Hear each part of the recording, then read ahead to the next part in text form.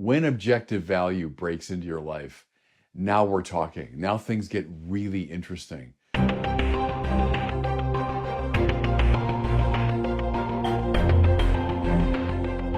Welcome back to the Word on Fire show. I am Brandon Vaught, the host and the senior publishing director, and I'm joined today by the new bishop of the Diocese of Winona-Rochester, Bishop Barron, who is recording this now from Minnesota. So it's the first show we're doing here from Florida to Minnesota instead of Florida to California. So Bishop, it's good to see you in your new home state.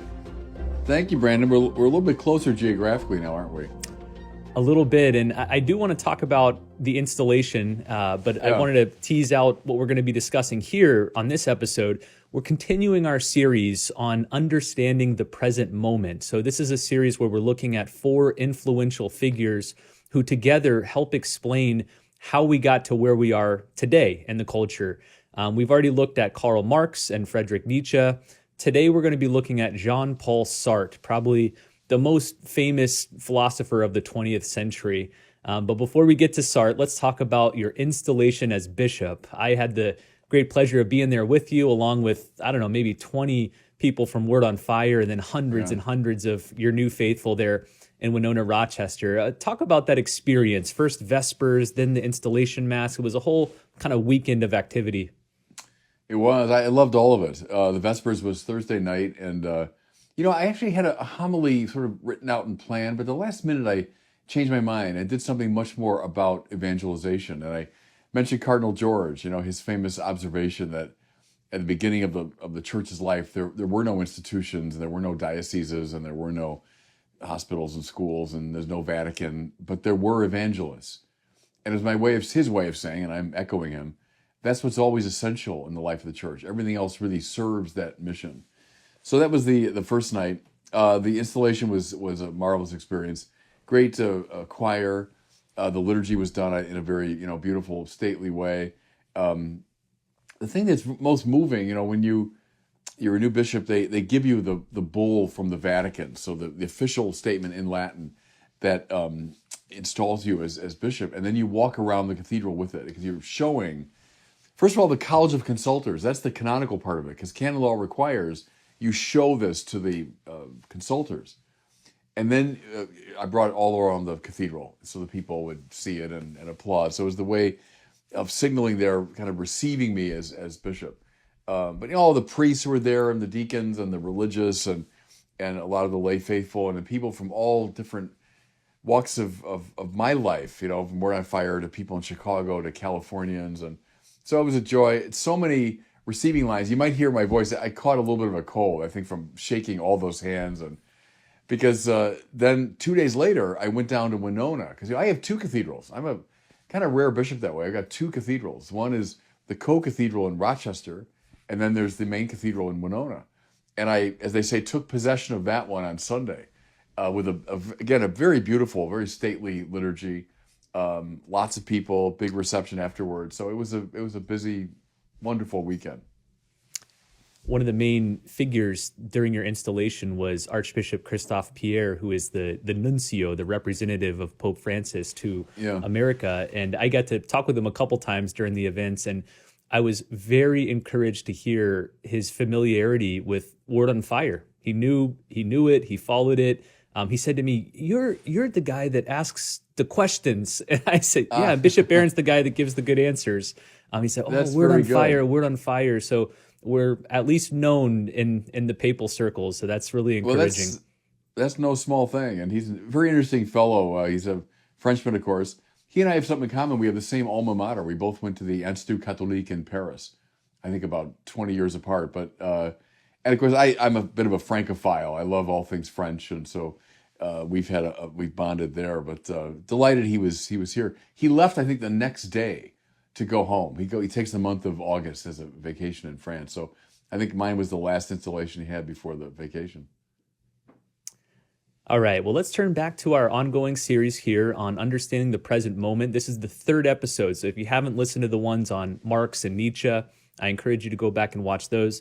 Today, we are focusing on Jean-Paul Sartre. Let's begin, as we have with the other 2, with just the basics. Before getting to his key ideas, what should we know about the man? Who was Jean-Paul Sartre? One way to get into it, Brandon, he wrote an autobiography that in French bears the very simple title Les mots, which means the words. He was a man of words. He was a man of language. Sartre-Born, I believe it was 1905, goes to the highest level schools, including the École Normale Supérieure, which is the school in Paris where like the cream of the crop is trained in philosophy and education and so on, science. So he goes there, and then he commences a career, as they often do, teaching at the lycée level, or sort of like the high school, advanced high school level. Then they move through the educational system. So Sartre began with that. He displays extraordinary gifts as a literary figure, and so he's a playwright, he's a novelist, he's a poet, but he's also a trained philosopher, and he gets into dialogue with Husserl and Heidegger and some of the leading phenomenologists in the early part of the 20th century, and then makes his own rather massive contribution to that field. Emerges by the time of the Second World War, so when he's in his 30s or early 40s, as maybe the major figure in French cultural life. He's part of the resistance during the Second World War. He's a prisoner of war for I think a little bit over a year. And then after World War II, he emerges, I think, now on the world stage, because the philosophy he espouses, existentialism, becomes sort of the trendy, philosophy, and he sort of embodies the existentialist spirit. And if you're imagining existentialism, you probably get a picture in your mind of Jean-Paul Sartre, someone who would frequent the cafes of Paris and while drawing on his pipe, engage in serious conversation with his colleagues. By the 60s and 70s, he's very involved in extreme, really left-wing politics, and becomes a public intellectual and a public activist, as well as a philosopher writing at the highest levels. Dies, I believe it was 1980. I remember when he died, I would have been in college, I guess, and people felt one of the really great cultural figures of the 20th century had died. But I would say, go back to his autobiography, Les mots. He was a man of words, a kind of journalist, novelist, essayist, philosopher, public intellectual. Along with other 19th and 20th century European philosophers such as Soren Kierkegaard and Friedrich Nietzsche, who we discussed last episode, Sartre contributed to the rise of this new philosophical stream known as existentialism, which you just mentioned. Mm-hmm. Help us to understand what this is. What is existentialism? The best place to look is Sartre's own famous lecture he gave. It was right after the end of World War II, and the French were kind of feeling a sense of liberation, from the Nazis and all that. And there was great excitement about the sort of the rediscovery of French cultural life. And Sartre gives a public lecture, which then was turned into a very short, very small book, but very illuminating. It's called in French, L'existentialisme est un humanisme. Existentialism is a humanism. And there he lays out, in kind of straightforward terms, what he means. Existentialism, so putting existence in the forefront. He's consciously reversing, he thought, a trend that was in Western philosophy from the beginning, which was a kind of essentialism. That essence comes first, meaning form and structure and meaning and objective value. And then the idea is to bring my own existence into line with that, right? I conform my life with the objective essential principles. And that was true not just in a religious context, but in a cultural context. Go back to Plato and Plotinus and everybody else. Sartre said it's time now to reverse that. It's not essence that comes first and then existence follows along, but rather existence comes first, by which he meant, above all, freedom. My individual freedom comes first, and then I decide what the values are, what form my life will take. I choose and I determine through my freedom what my values are. To live that way, Sartre felt, was to live authentically or in good faith, So the existentialist hero, and Sartre himself, I guess you could propose as the prototype, the existentialist hero is the one who realizes, look, there is no God. God doesn't exist. There are no objective values. There are cultural constructs, and they come and they go. But But what's really real is me in my individual freedom. That's what's real. And I start with that, and then I create my own world. See, in a way, Sartre's atheism is very important for a system. Because if God's out of the picture, then anything that's connected to God, like objective moral and epistemic value, goes out the window. And what happens, I think he'd be pretty straightforward about this, is that each individual becomes God. Because each individual now can define his or her own existence. And so I use that term, authenticity is a big term for the existentialist. It means someone who's, now that I've decided the kind of person I'm going to be, then I got to live in conformity with that decision, right?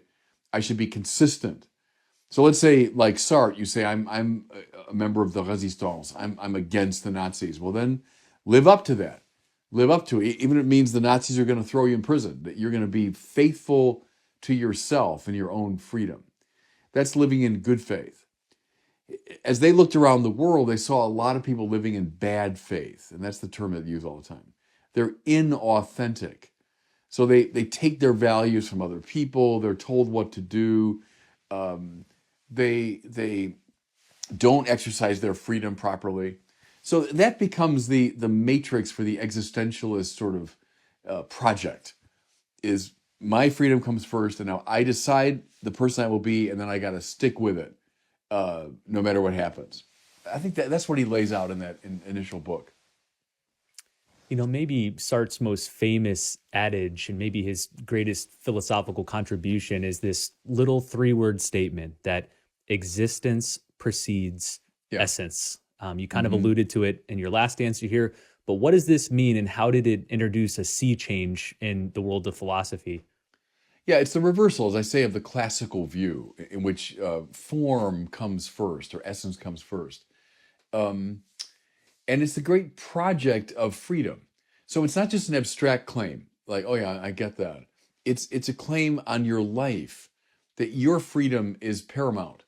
And you've got the responsibility now to make your own life.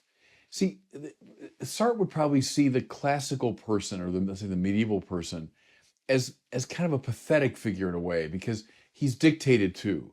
He's told by his family, by his society, above all by his church, the person he should be.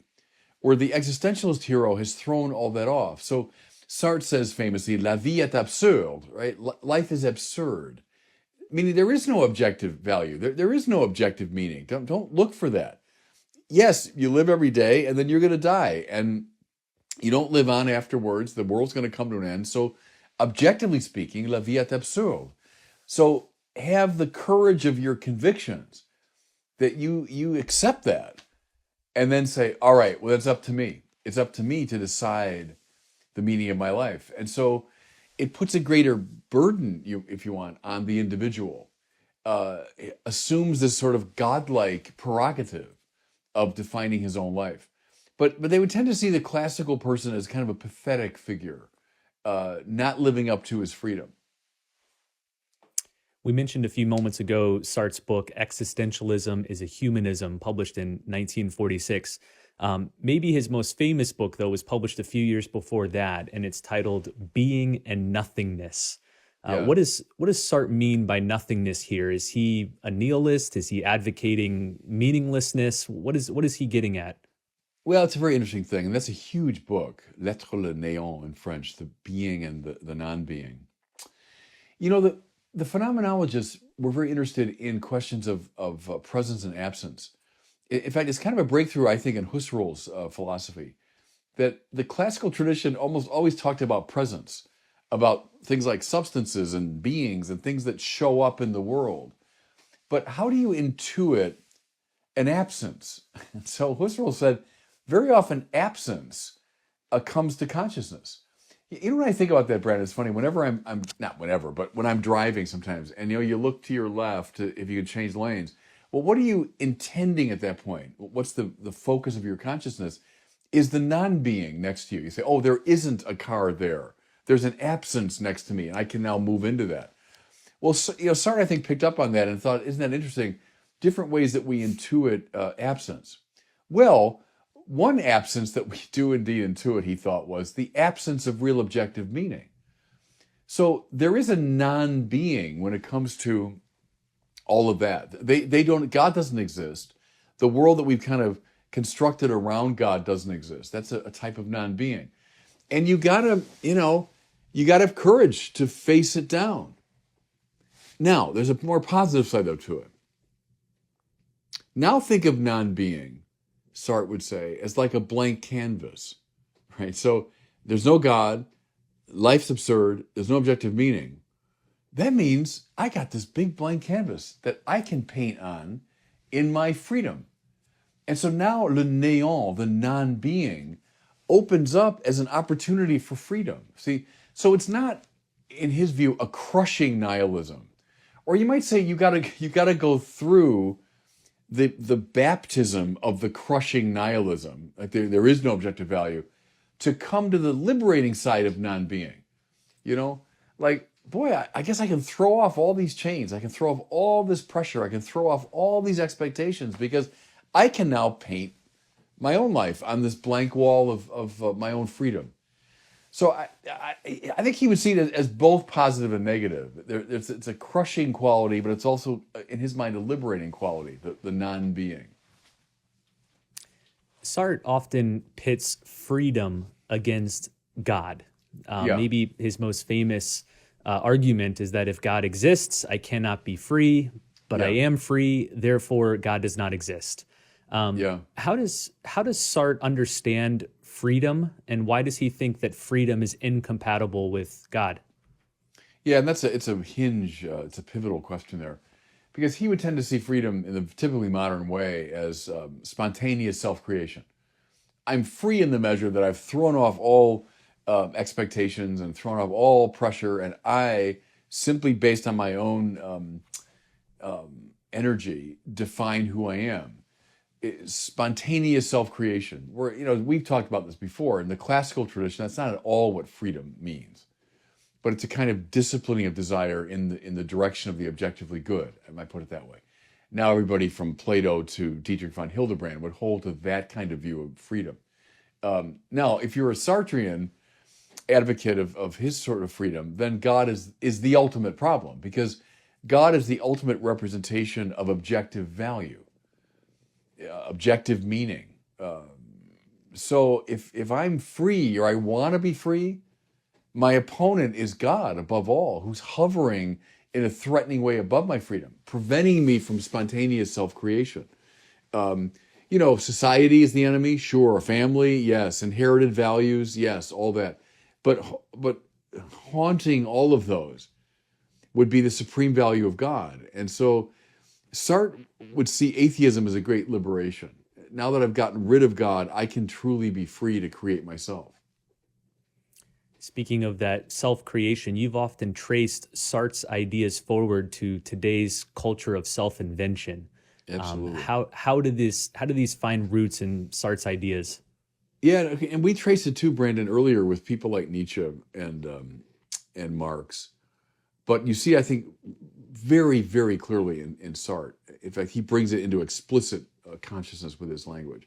I think what was whispered about or bandied about in French cafes in the 1940s is now in the mind of every teenager in America. I think that's what, in the West, that every teenager kind of takes for granted.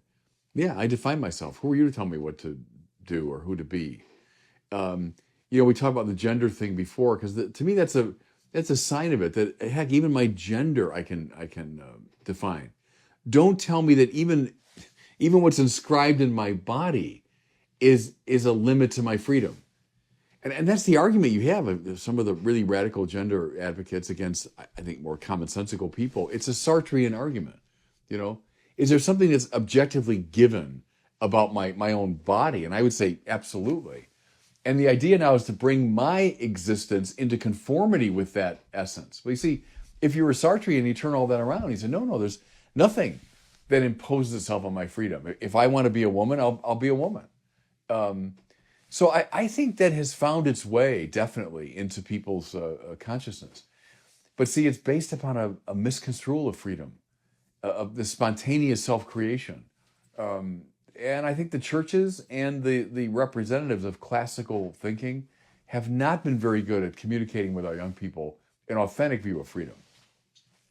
It seems to me that this culture of self-invention is a sort of fool's gold. It sounds exciting at first that I get to create myself and define my own existence, but then after a while it seems meaningless, pointless, tiresome.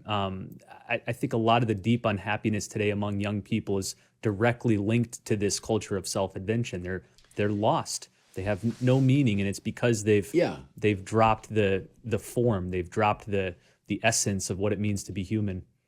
You know who saw all this, Brandon, a long time ago was our friend G.K. Chesterton, where he saw rationalism, that was just kind of coming on the scene in a big way in his youth. Like this little train going around one little track, around and around and around, and caught in this repetitive pattern. Or his image about, you gotta crack your head open to let in some light. The problem is that we're caught in our own little world. It's the world of my invention, the world that I've created for myself. But the marvelous moments, and this is where I go back to Dietrich von Hildebrand, when objective value breaks into your life, now we're talking. Now things get really interesting. When your kind of pathetic freedom is turned upside down and offered a whole new horizon. It's not like I've just got a blank slate, blank canvas that I can paint on spontaneously, but now some objective value, it's aesthetic or it's moral or it's epistemic, breaks into my life and opens me up in a whole fresh way. And I realize that, my little puny freedom, who cares? And isn't the game, in fact, what the classical people told us it was? Now bring your freedom into line with these objective values and conform your life to them. That's not a imprisonment. That's a liberation. If you discover the joy of living when you do that. So that's why I think this Sartre thing, it's a battle line. It's a battle line today. Which side are you on? Are you with the existentialists or are you with the classical worldview? And I think in a way, Brandon, there's no third. In a way, that's the choice that we're facing today. Let's close with this question. I've asked you this question for each of the first two influential thinkers, and I'll ask it here for Sartre. In the end, what do you think Sartre gets right? And then what within Sartre's ideas should we resist?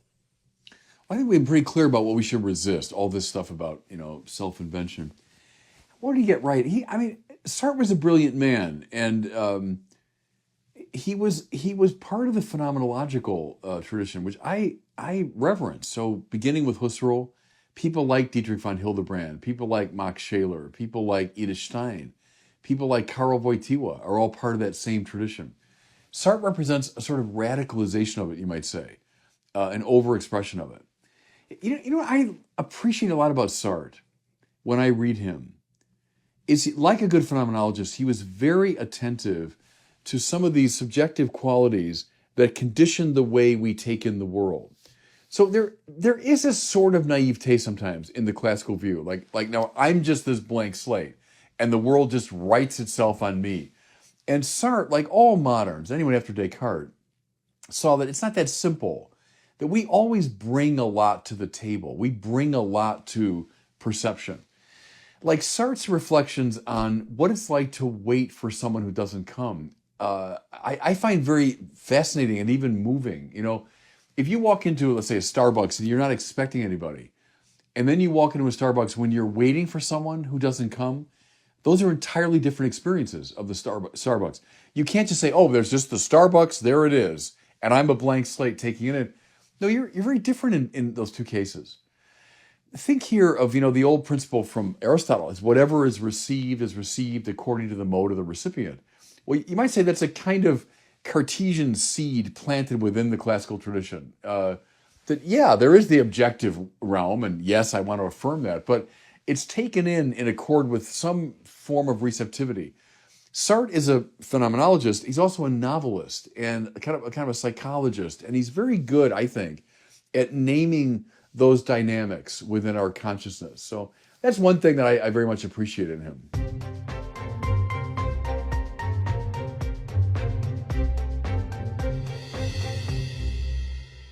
Well, thanks for listening to the first 3 episodes. I encourage everyone to anticipate the 4th and final discussion, which will be coming up in a couple weeks. We will be discussing Michel Foucault.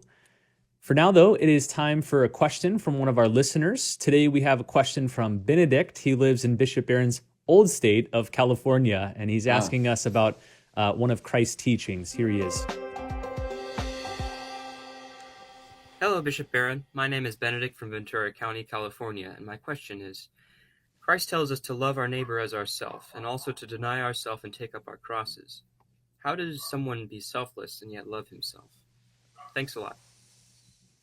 Yeah, it's a good question. That comes up a lot in the great tradition.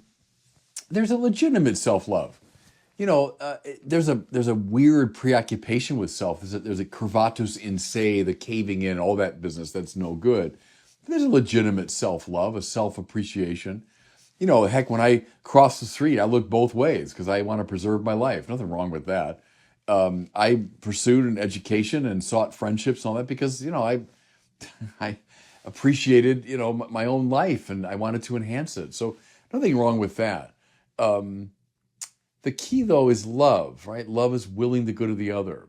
So beginning with the basis of your own life and what's worth protecting, now go out from that.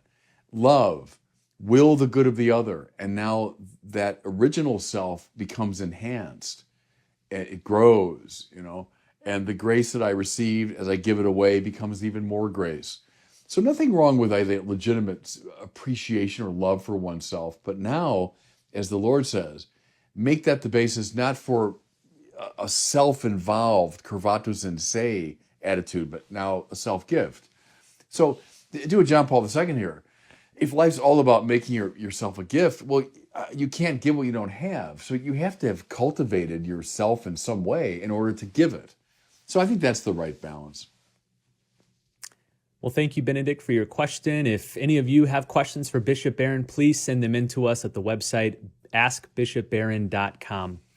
Well, as we wrap up here, I want to remind everyone again about our upcoming conference. It's called the Wonder Conference. It's going to take place January 13th and 14th, 2023 in Grapevine, Texas, which is just outside of Dallas-Fort Worth. One of the most important evangelical tasks today is responding to the belief held by so many people that faith and science are in conflict. The goal for this conference is to bring together recognized experts in the fields of physics, philosophy, technology, theology, and history to correct this perceived gap between faith and science. The conference is made possible thanks to some generous support from the John Templeton Foundation, who we're always so grateful for. Learn more and sign up at wonderconference.com. Again, it's called the Wonder Conference, January 13th through 14th. Find more info at wonderconference.com. Well, thanks so much for listening and watching, and we'll see you next time on the Word on Fire show.